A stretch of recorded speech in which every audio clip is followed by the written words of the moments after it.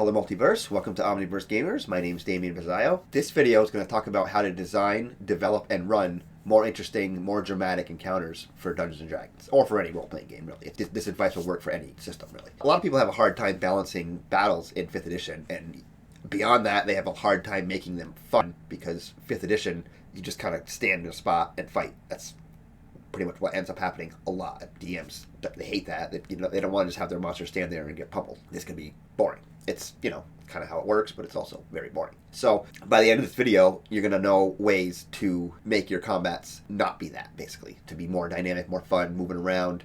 There's ways to do that within 5th edition that the game doesn't really tell you or provide for you, but the fact that 5th edition is so moldable is what makes it strong. Like, it's a very static system. Like, when basically 5th edition combat at its core is just kind of flat. You're in a white room fighting on a plain grid. That's how it was designed. But the reason it's designed so simply like that is because you can add multitude of things to that and not hurt this core. You can expand out from that without losing your raw if you care about raw. If you don't care about raw, you're gonna have a lot more fun. It's really hard to play 100% raw. You can do it, and these techniques work with raw, but there's just things beyond that you can do to make your combats way more exciting. Now, I've made a bunch of videos where I kind of dissected my encounters, and I realized I haven't made an actual how to design the encounters. I've been giving examples, but I haven't actually, I write this out in Reddit a lot, so I figured I'd make a video, and you can look up, I'll post the write-up down below, but I figured I'd make a video describing all the different techniques that I use and how to develop an encounter, basically. So, now, like I said, raw is pretty static at its base. CR has a proc challenge rating, has huge issues because it's a good base point, but challenge rating assumes that your party has 4 people, they fight 6 combats a day, they have no magic items. So, I don't know anybody that plays that way. You can play that way, that's fine, but it gets tedious. Like, I personally don't like having 6 combats in a long rest. 1 or 2 tops. I like to do power combats. Now, I can do little ones stretched out, and you can use these techniques to stretch out your combats. That's up to you to decide how difficult you want your game to be. But knowing that premise, how difficult you want your game to be, is a good place to start. Like, how many combats a day? You need to know that when you're balancing your monsters and stuff. You need to know a lot of things about your party that CR just doesn't care about. CR does not care about the order of initiative. It does not care about the magic items you have. It doesn't care about that you may have 3 paladins in your group. You might have a magic user that has a low stat, or a paladin that has like a 20 in strength that can just come in and just smash people with divine smite. You have to know these things. You have to factor in these things when you're designing your combats, and CR will not do that for you. Just like experience points. Experience points are an arbitrary number based on an archaic system. They're loose guidelines. CR and experience points are loose guidelines. They don't balance out exactly. And if you're trying to balance them out exactly, you're gonna run into problems. They're gonna fail you. They're gonna fail you over and over. And you're gonna be like, well, why I balanced this based on what the book said, the 5 CR versus the 5 the character. Why did they just wipe it and level in 2 rounds? Well, because they have things that the CR challenge rating does not account for. And then you get into things like Kobold Fight Club. Same thing. You can use Kobold Fight Club to balance your combats, and it does work. It works a little bit, but it's math. The fundamental math, you're not learning it. You're kind of using a calculator to do your homework if you're using Kobold's Fight Club, which is great for new DMs because you need to know that. But to really get into designing and developing and running really dynamic and interesting and dramatic encounters, you need to learn skills that using a calculator is not going to give you, basically. So, and like I said, you can do all the math in the world, and it's not going to matter because you can't do all the math in the world. You can't math out every single permeable possibility that could happen in any combat with even 4 players. And once you get to 5 players, 6 players, CR breaks down after 3rd level. CR gets a little Fifth level CR is right at the cusp of where it's going to work and not work. If your party, if a same monster going last in the initiative or going first in the initiative, that instantly changes your CR. You don't think about that, but if your whole party gets to pummel the monster first before it even gets its power moves off, or its battle control stuff off, that monster's going to get wiped. Where if the monster goes first, paralyzes 2 of your people, then it's the other way around. You might have a TPK. So the same monster, same CR, is not always congruent. That's crucial to know that. That's where math will fail you. Now, the best advice I'm going to give you on this whole video is that make your combats narrative-based. Balance with narrative. You can do the math. As you know, you can see my bounded accuracy video. I used to play 3.5. I can do the math. I can do the math as well as anyone can. But I also know that math is ultimately, it's irrelevant. It's not irrelevant, but it's a very small factor in the balancing. So, and we'll get into that a little bit. So there's 3 things in a combat that are important. beyond the math. Now the math is good. It's good to know the math, like I said. But there's 3 things that are far more important than the math. And that, in the order that I'm going to list them, may depend on how you fight. But for me, motivation's number 1. Why is the monster here? What's the point of this monster here? What are the players trying to do? What is the monster trying to do or stop them from doing? Why is this encounter happening? That right there is going to be your most important balancing technique. Strangely enough, I used to feel number 2, which is action economy, which is the most important math-wise thing. All the CR math in the world is not going to matter if you're not taking action economy into account. That's number 2. The third factor is your terrain, your environment. Not only like, oh, I'm in the forest, I have a whole video on terrain. That's going to show you how to use your terrain. Your terrain should be an active player, an active driving force to turn 5th edition from that flat plane into a dynamic situation. That's your environment that's going to do that for you. So you have your 3 things. You have your motivations, your action economy, and your terrain. Now, like I said, I used to think action economy was the most important, and it is math-wise, but really the why. The why is the most important thing in your encounter. Now, if you're having a random encounter, you don't really need a why, it's just random. But even like, say I run a West March, I run encounters that are random to start with, I turn them into something. During the game, you turn them into something, and there's ways to do that. And what I mean by that is, say there's a troll. He's sitting there in front of a door. Okay.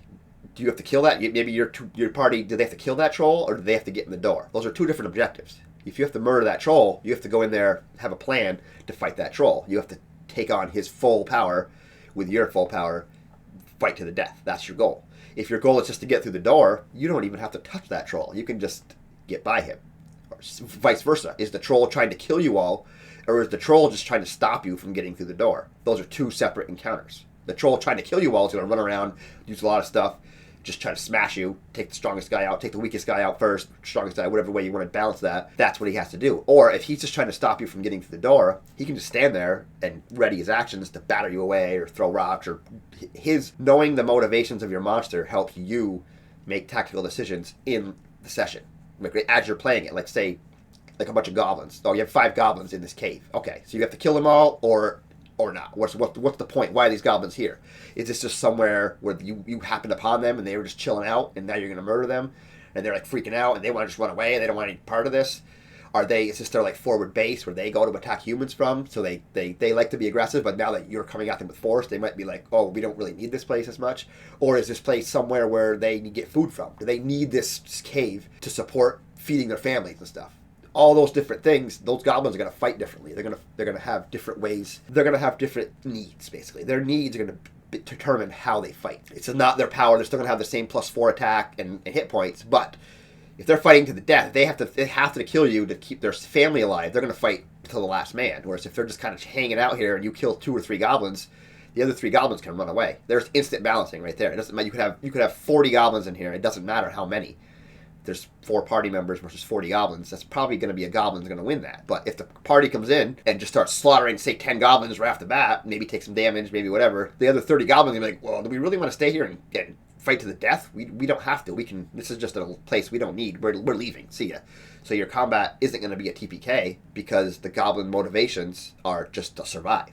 All your monsters don't want to just run in and die. That's if you're doing that and you're wondering why your combats are boring, that's the reason. Your monsters are just standing there as bullet sponges to just get killed. I mean, technically that's how D&D works, but also there's less fun there than having drama. Whereas, like I said, there's 40 goblins, there's something in there, maybe there's a fire. When their fire goes out, they're done. Or their shaman is the one directing the whole thing. If you can just take that one shaman out, all the goblins are going to run. Oh my god, they killed the leader, we're running. That's balancing without math. You don't need the math to balance. They just have a goal. The goal is achieved, things ensue. That's just an example of ways to balance a combat with motivations. And if you see my motivations video and all my dynamic encounters things, you'll see how the motivation is what drives and balances every one of those combats. That's the balancing with narrative. That's crucial. That's very crucial. Now, beyond that, we'll get it back into the math here. Now, action economy used to be it's the most important tactical thing you're going to do when you're balancing your combat is knowing how the action economy works. Now, there's things you need to know. You need to know how many actions your party can do in a round. That's like some, bards can use their bonus action. If you have dual wielders, they're going to get 2 actions. Monks are going to have a bunch of actions. You need to know how many actions and how many of their reactions they can use for like Sentinel and things like that. You don't need to know that instantly, but you need to be aware of that as you're DMing.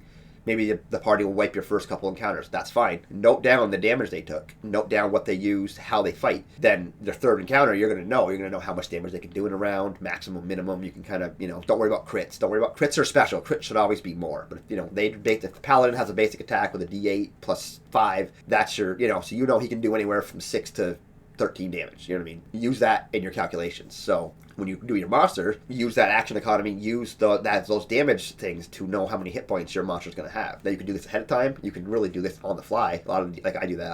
I have like a low end, a medium, and a high hit point. So depending on how the counter goes, I'll change the number of hit points. First round, I'll know. It's like I know, say my party can do 85 damage, 60 to 80 damage roughly in a round. That's high, but let's just say that for an example. So think in how many rounds do you need this combat to last to be dramatic? What round do you have your terrain sweep to happen in? We'll talk about that later. What round do you have your dramatic things happening? Or how long will it take to achieve the goals they're trying to achieve? Now, you can do this no matter if you send a lot of people at them.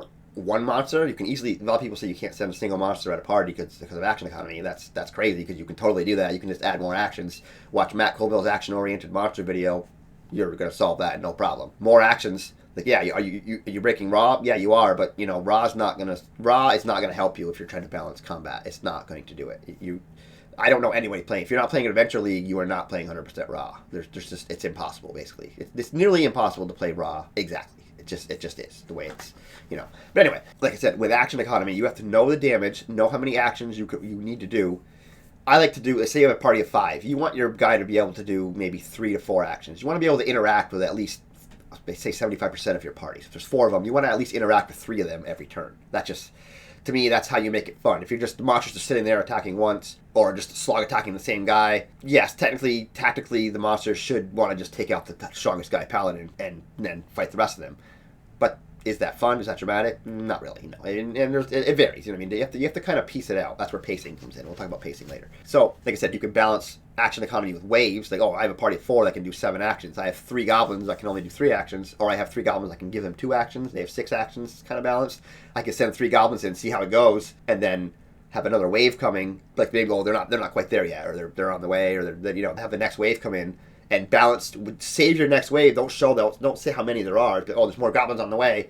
If they slaughter those 3, like, well, I'm going to need more than 3. I'm going to need about 6 of them to come back. If they have a hard time with the 3 they're fighting, then maybe only 2 come and join. You have to balance on the fly. You're never going to be able to do the math fully ahead of time. You can do the math, but you have to be able to adapt. You don't know the situations that are going to happen in the game.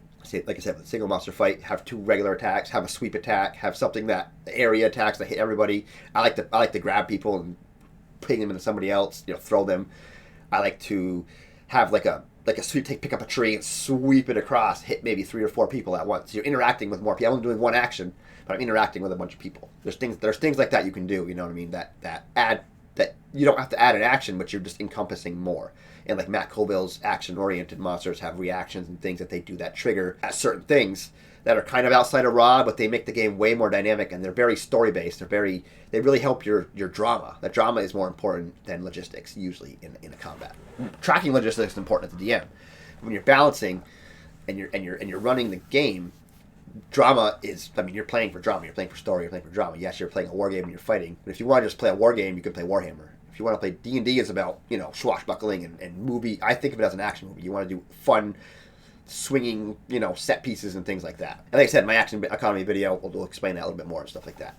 So now we get into the terrain, the environment that you're in, that you're fighting in, which is equally as important as motivations and economy. It's like the third one, basically. I'd say it's maybe like they're I say 1, 2, 3, but it varies.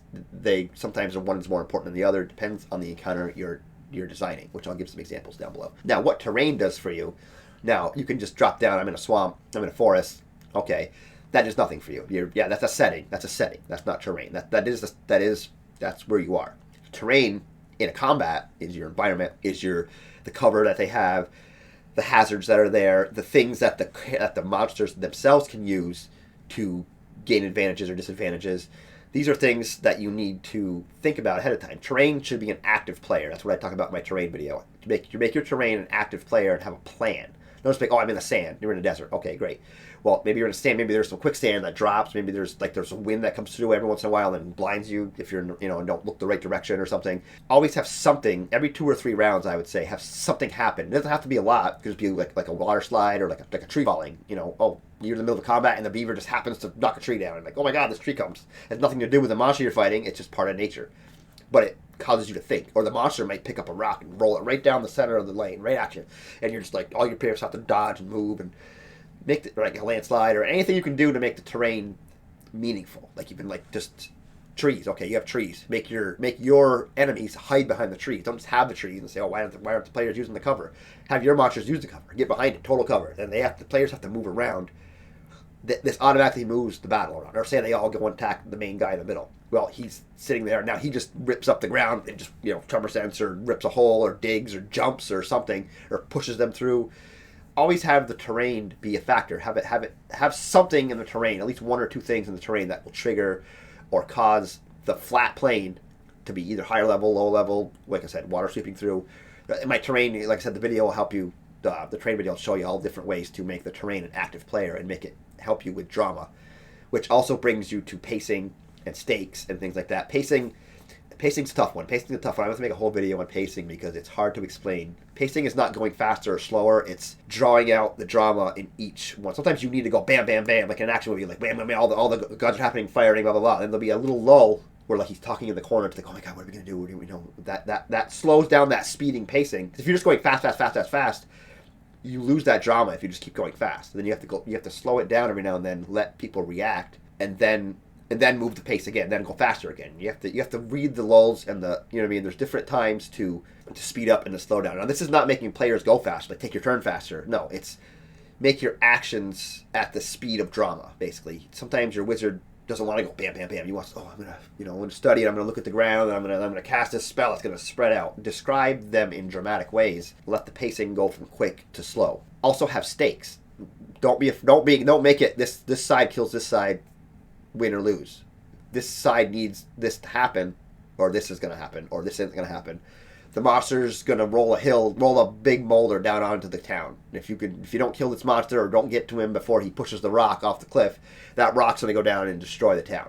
Now, so there you go. Instead of just a monster fight on top of a hill, you now have a thing to stop. He has a thing to do. He doesn't need to fight you. He can just push you away, go towards the rock. You come back and attack him, try to stop the ground in between him, try to do something. You can not even engage in combat and just like take the rock away.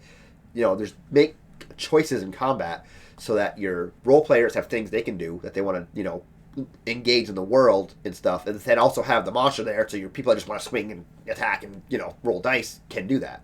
You can make an encounter be both. That's where going back to motivations, knowing your player motivations is important. Why your players are playing, why their characters do what they do. These things will help you balance your encounters. Like I said, these are all quick overviews, and all my specific videos that I post to will go into more depth of all these techniques. But really, it's motivations, action economy, and terrain. And then there's things like agency, like I said, the choices. Let your players, give them the world. Give them enough things in this world with the terrain and the detail that their agency, they can, like the chandelier swinging across the thing. If you're in a room in a tavern, there's a guy fighting. Okay, you're just fighting. You didn't describe enough things in the room. They're just going to go fight that guy. It's like, well, you're in a tavern. There's a bunch of tables and a bunch of people kind of partying in the way. On the other side, where the band is, there's a guy going to attack this girl, innocent girl. And you can't really get through the crowd. There's a stairway over to the right. There's a chandelier up on the top. There's a couple, scones and stuff, little things on the walls. There's a ladder that goes up to a balcony that goes around. There you go. Your terrain just gave them multiple options as opposed to just having to push through the crowd to get to the fight. They can now shout at the crowd. They can go around. Your descriptions are crucial to giving the players ideas. And then that's the balancing that single encounter. Adding on to that, you can do things like connecting this encounter to other encounters or seeding an encounter, seeding the next encounter, and foreshadowing and all kinds of things like that, which I have videos on all that stuff too. Like there was one where they were fighting these orcs, and after they were fighting these orcs on the waterfall, they came up across these orcs, they stuck upon them who were at a waterfall, and all these orcs were kind of like lined up in a fighting formation looking at a waterfall. When they were ready to fight a waterfall, they had fire things, they had these little torches and this big thing of like fuel, if they were going to pine pitch, if they were going to throw fire at this waterfall. And the players were like, what the hell are they doing? Who knows? Who cares? We're going to slaughter them. So they slaughtered all these orcs. They started fighting these orcs, and while the leader was like shouting at them, out of the waterfall, this tentacle came out, grabbed the boss, who was way more powerful. They couldn't, if they were to fight this boss, there was a tough fight. Where now I knew that. I balanced this so they would only have to fight the 5 or 6 orcs on the shore. I think there was 8 orcs on the shore. This tentacle came in and ripped the boss into the waterfall.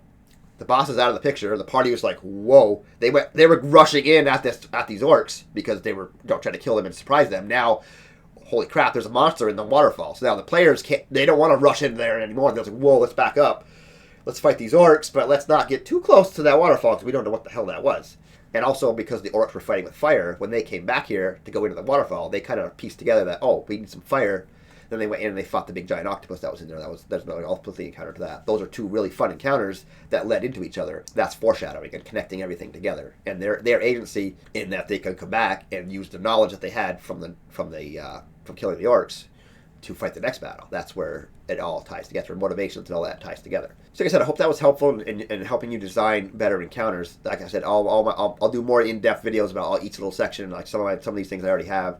But if you can use, like I said, if you can use motivations, get better at action economy, and using your terrain effectively, then your combat's going to be way more fun, way more dynamic, and way more interesting. And then once you get these techniques down and get to use them, they'll become secondhand. You'll just be able to do that no problem.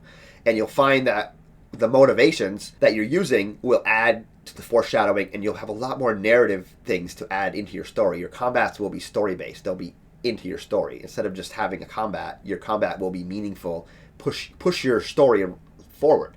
So as you're getting better at this, you use your exposition to seed the next combat. You use that combat to seed more exposition.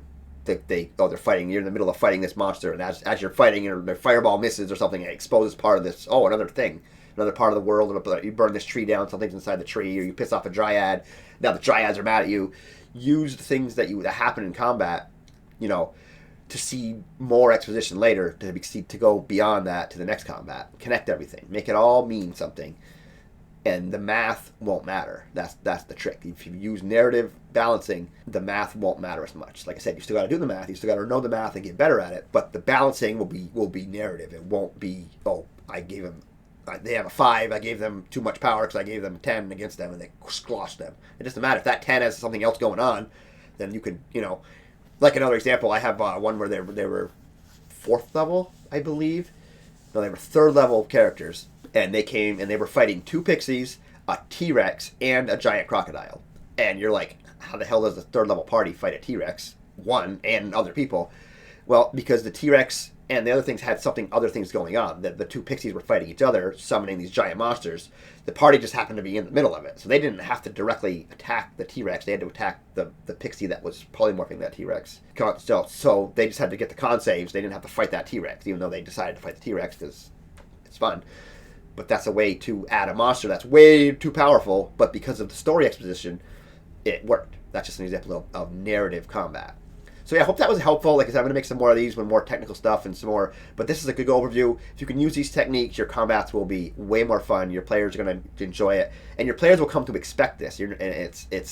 It'll become your combat and your RP will be together. They won't be these 2 separate things. You're kind of just going to, they kind of help each other. If you can use motivations and foreshadowing, your game is your game. Combat, RP, skill challenges, they all will kind of flow together, and your game will be much better for it, and you'll have a lot more fun. So anyway, we are Omniverse Gamers. Like, subscribe, all that jazz. I hope to see you soon, and keep on gaming.